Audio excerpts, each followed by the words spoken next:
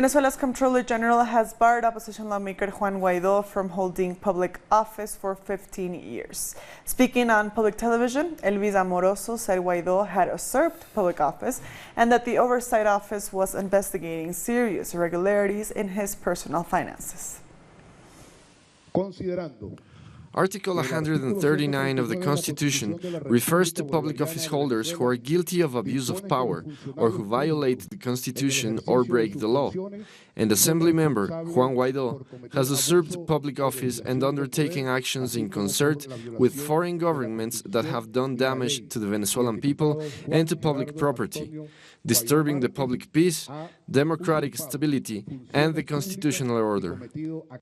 An initial investigation of the personal wealth of the citizen and lawmaker Juan Guaidó showed clear inconsistencies between, on one hand, the wealth he has officially declared and his income as a member of the National Assembly, and on the other hand, the very considerable and exaggerated expenditure on his lifestyle, which a member of the National Assembly could not normally afford. Our correspondent Madeline Garcia has more from Caracas. So these are the measures taken by the Venezuelan state. Now we are waiting for a statement by the Attorney General in relation to this recommendation by the Comptroller General in relation to the congressman and self-proclaimed president Juan Guaidó. Guaidó has already come out and said that since in their view the government is illegitimate, there is no comptroller and no Attorney General. So they continue to behave outside the constitutional framework. But while that is happening, the Minister of Communications also gave more details of what happened in the attack on the Guri hydroelectric plant. He said it was snipers who set off the fire in the transmission area of the plant and caused this latest outage. There's also the contingency plan, which is underway to provide for communities, for hospitals, and the most vulnerable sections of Venezuelan society. We are now in the eastern part of Caracas, where water distribution points have been set up, where people can come and collect their water under a plan developed by the Ministry of Eco-Socialism, precisely to make it easier for the population. We thank Madeleine for that report. The EU's International Contact Group on Venezuela has published a communique following its meeting in Quito, Ecuador. They condemned the Venezuelan controller's decision to ban Guaidó from public office. Bolivia didn't sign the communique. María del Carmen Almendras, Vice Foreign Minister, explained why. In the case of Venezuela, we do believe that the crisis must be solved by Venezuelans. They must take the path of dialogue through specific processes. We will not depart from the principle of non-intervention, especially when it comes to the military. That's why we haven't signed on to this declaration. We have also expressed that Venezuela's issues have been provoked by multiple factors, among them sanctions and unilateral measures. That's why we didn't agree to the communique, and we don't share its message. And I say it once more, paths must be developed by Venezuelans themselves in the time frames and ways they consider appropriate. Meanwhile, Venezuela's Foreign Minister Jorge Arreaza is continuing his trip to Africa with a solidarity meeting with SWAPO, the ruling party in Namibia.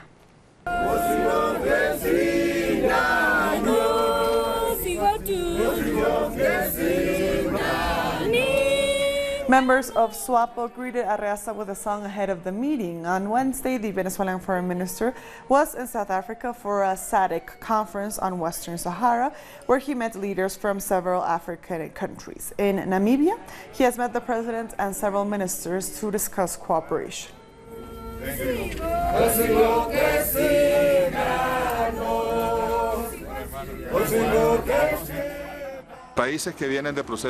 Countries with a history of international solidarity, like South Africa or Namibia, are supporting the people of Venezuela and President Nicolas Maduro in carrying on this battle on the international stage. The people of Africa, of the Americas, and the world supporting the Venezuelan Constitution and international law and rejecting any kind of intervention. We just came out of a meeting with the President of Namibia's National Assembly, who also expressed support and was very interested in cultural exchanges, with our experience of the system of our youth orchestras.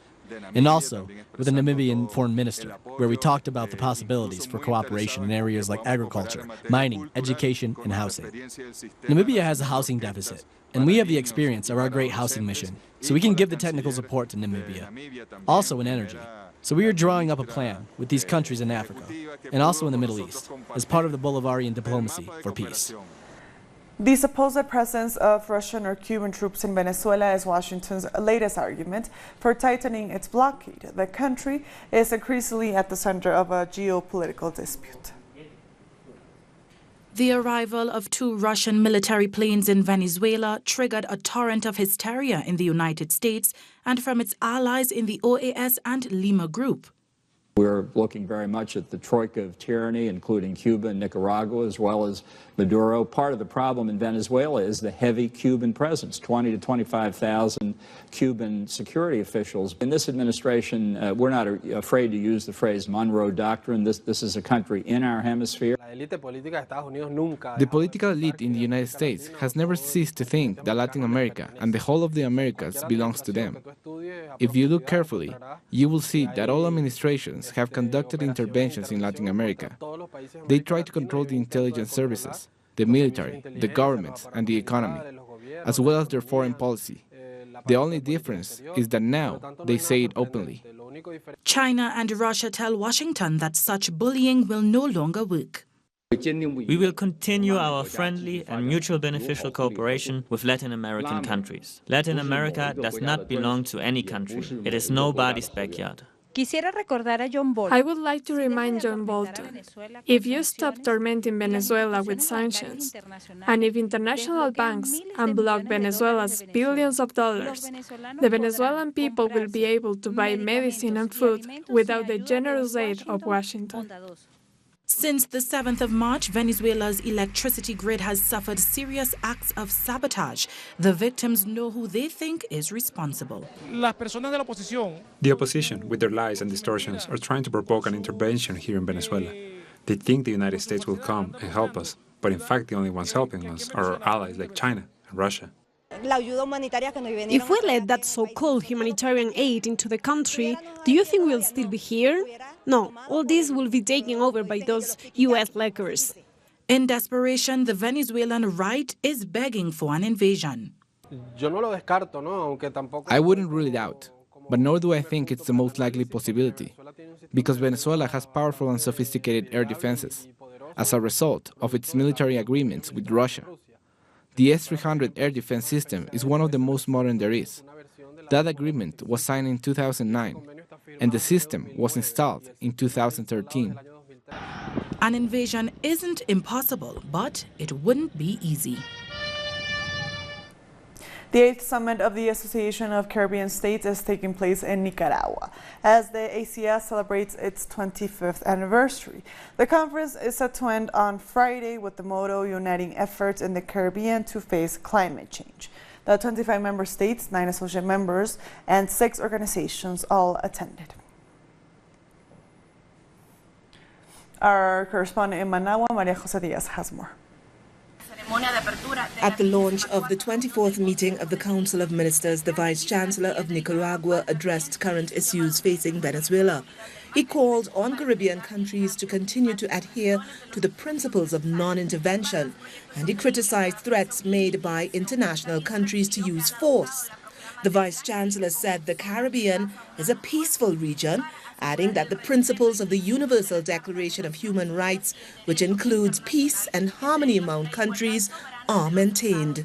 He also called for the strengthening of Caribbean unity to address climate change. He called for the management of non-renewable resources. The Vice-Chancellor said the region must take steps to limit the emissions of greenhouse gases and to adapt to the changes. The ACS members held indoor meetings. The International Cooperation Summit will end on Thursday evening. We thank Maria Jose for that report. Protests against Algeria's president continue following a call by the army's chief of staff for the presidency to be vacated. Hundreds of protesters took to the streets of central Algiers to demand the resignation of President Abdelaziz Bouteflika. They also demanded changes to the political system. On Tuesday, Lieutenant General Ahmed Gaed Salah urged the Constitutional Council to rule on whether the ailing 82-year-old president is fit for office.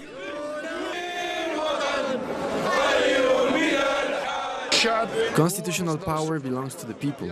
Applying the Article 102 and the Article 107, the people are the source of the constitutional power, which means the government leaves and the people elect a government from the people and from their competencies. We'll be back very soon. Stay with us.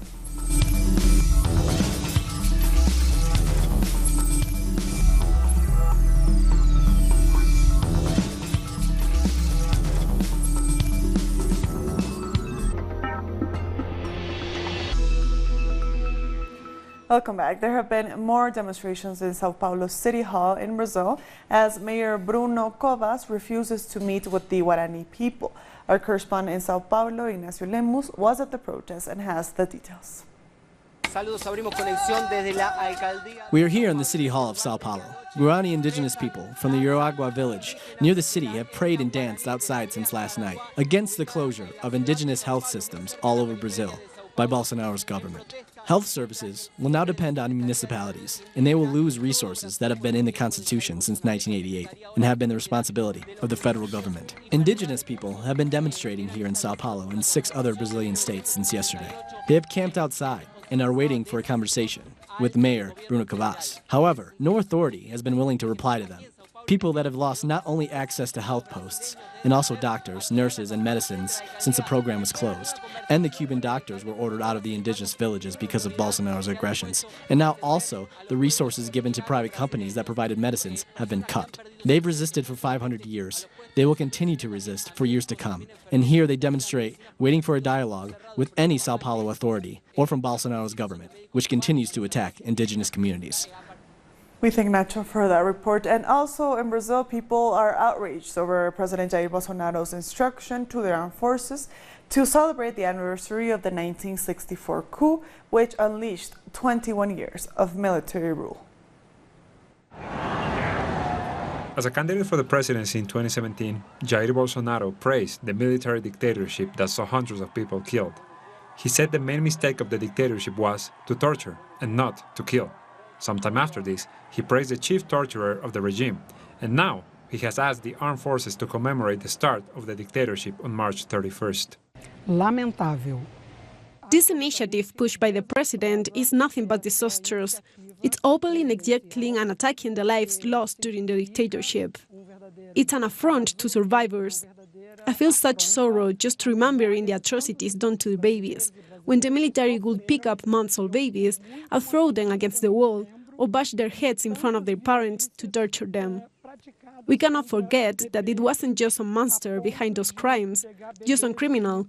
It was the Brazilian state as a whole. Enea Stutz was part of the Amnesty Torture and Persecution Commission for 9 years. She believes the dictatorship represents a period of genocide for Brazilians, when anyone who would dare to disagree with the military government between 1964 and 1985 would be killed. It's very common for authorities, along with Brazilian media, to use numbers ranging between 300 and 400 people when they refer to victims of the dictatorship, in order to make the comparison with the total population and undermine these atrocities. They compare it to the dictatorships of Argentina, Uruguay or Chile, to say what happened here wasn't as bad. But they fail to mention that their numbers only consider white victims from urban areas. But what about the indigenous communities that were eradicated? They are never brought up, despite there being official numbers. While there are few records of the crimes perpetrated by the state during those years, to forget or to even pretend like they never happened is an insult to Brazilian society as a whole. Brazilian history is in debt to the truth. We lived through a military dictatorship, which jailed and killed many social leaders. We established a truth commission that is tasked with uncovering the whole truth for the sake of the victims, and so that Brazilians can face their past.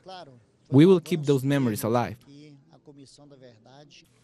Experts have assured that undermining the suffering of fellow citizens, like Bolsonaro has continuously done, is an affront to all. A new report is shining a spotlight on the growing number of internal conflicts in Colombia. Our correspondent in Bogotá, Tatiana Portela, has the details.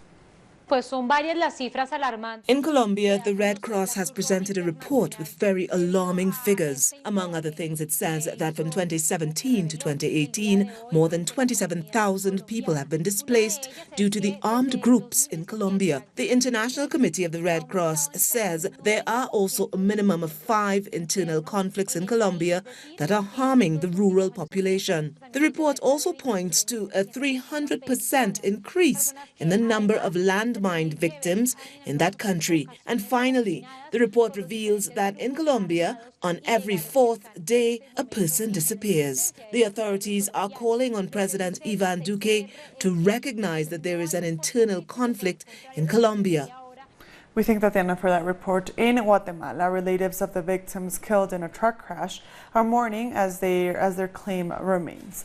At least 18 people were killed Wednesday evening when a truck crashed into a crowd of people near the municipality of Nahuala. Dozens more were severely injured. The crash happened as the group of people went onto the road to check on a person who had already been hit by a car. We went to attend this emergency. We carried out an external examination on 18 corpses that were delivered to their families today. We are worried, but above all, we are sad. The people of Nahuala are mourning. We hope that God will accompany the deceased. We feel sorry for the people who are injured in hospitals. Meanwhile, Guatemala's electoral court is appealing a decision by the Supreme Court that allows the daughter of the former dictator, Efraín Ríos Montt, to run for president. Suri Ríos has come under fire for her candidacy since the Constitution bans the relatives of leaders of their dictatorship from running for office. Ríos Montt was charged with genocide and crimes against humanity committed during his rule in the 80s. His trial was still in progress when he died in 2018. Earlier, we spoke with Jackie McVicker from the Guatemala Human Rights Commission about the situation. In some ways, it's not a controversy. It's straightforward. The Constitution says that family members of people who took power illegally, such as Efraín Ríos Montt did when he became a dictator in 1982 and took power that way, it clearly says that family members cannot then become president. So the controversy really is more surrounding the actions of the Supreme Court of Justice, which has shown in recent months that it's here to serve the interests of a certain group of people with military and economic ties. India's President Ram Nath Kovind is headed to Bolivia for an official visit. Our correspondent in La Paz, Freddy Morales, has the details. President of India, Ram Nath Kovind, will arrive to Santa Cruz this Thursday. The main goal of this official visit is to consolidate commercial relations between Bolivia and India. This marks the first official visit of an Indian head of state to the South American nation. President Kovind is arriving to Bolivia with a delegation of almost 100 people, mostly entrepreneurs, that will be meeting with Bolivian entrepreneurs and both presidents. President Evo Morales and President Kovind will take part in a meeting with more than 200 businessmen that is scheduled for this Friday. Also on Friday, both presidents will hold a private meeting where they will discuss various agreements on technology, health and mutual cooperation, and also the Indian president will be awarded by the government of Bolivia. President Kovind's official visit will end on Saturday, where he will later head to Chile. We thank Freddy for that report. The Caribbean Development Bank says the region has had exponential growth over the last year. In its Regional Assessment and Economic Outlook report, the CDB says growth averaged 1.8%. Most of it was attributed to tourism growth and hurricane redevelopment efforts. According to the report, the median public debt burden for the region declined from 67% of GDP in 2017 to 63% in 2018. Meanwhile, debt to GDP ratios fell in 13 borrowing countries. Staying with news from the Caribbean, cash-strapped regional airline Liat has abruptly canceled several flights due to unscheduled maintenance of 2 aircraft. As a result, over the next few days, several adjustments have been made to Liat flight schedule. The airline is working to return to its full flight roster by next week. The regional carrier has been on the brink of financial collapse. Management has been trying to get its pilots and other employees to agree to a pay cut, but this has been rejected. Guyana's opposition People's Progressive Party has filed its appeal in the no-confidence case against the government. The matter, brought by opposition leader Barat Jagdeo, will be heard on March 29th. The opposition is appealing the ruling of the local appeals court, which found that last December's no-confidence vote was invalid. The Court of Appeals ruled that 34 votes were required to validly pass the motion and not 33. Jagdeo has asked the regional court to set aside or reverse the judgment. Yes. Mr. Figueira. We'll be back very soon. Stay with us.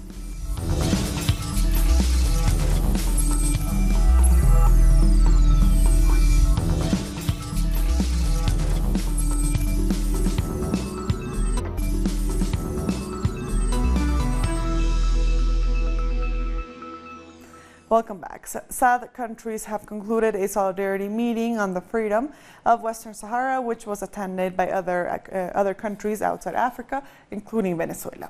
Our correspondent in South Africa, Matuba Malachi, has the latest. The Southern African Development Community, also known as SADC, concluded its special meeting with a focus on how to liberate Western Sahara from Morocco's illegal occupation. Now, the meeting was attended by delegates from beyond Southern Africa and even further outside the continent. Venezuelan Foreign Minister Jorge Arias was among international supporters for a united call against the oppression of the people of Western Sahara. Arias also used his visit to South Africa to reaffirm Venezuela's relations with SADC member states. He met with the president of Namibia and his delegation on the sidelines of that meeting. Now, Venezuela has been receiving massive support from African countries in its battle against US sanctions and military action threats. And speaking of the US, you'll remember Namibia is the country Donald Trump could not pronounce back in 2017 when he met with African leaders, referring to Namibia as Nambia quite several times. That was followed by contentious remarks about African countries from the US president. With all that said and done, African nations remain strong allies with Venezuela, with a shared history of overcoming colonial oppression and white supremacy. And Venezuela's foreign minister will surely leave or has left the African continent confident of that support from African countries. It's back to you, studio. Thank Matuba for that report. Pregnant women in Beira, Mozambique are facing health challenges following a direct hit from cyclone Idai. At least 35 health facilities are fully or partially destroyed, and health workers themselves have been left homeless or stricken. So, several pregnant women are delivering in makeshift homes, except for a few who managed to reach health facilities. Aid workers are working around the clock with the government and other partners to restore basic healthcare services. I was very worried because we live very far away in Gorongosa. So, when the cyclone arrived, I was worried about my daughter. She already had a big belly, but now, fortunately, I'm happy as the baby is born. And with that story, we've come to the end of this news brief. These and other stories, as always, find them on our website at telesurenglish.net. And also join us on social media. We are on Facebook, on Twitter, and on Instagram. For Telesur English, I am Estefania Bravo. Thank you for watching.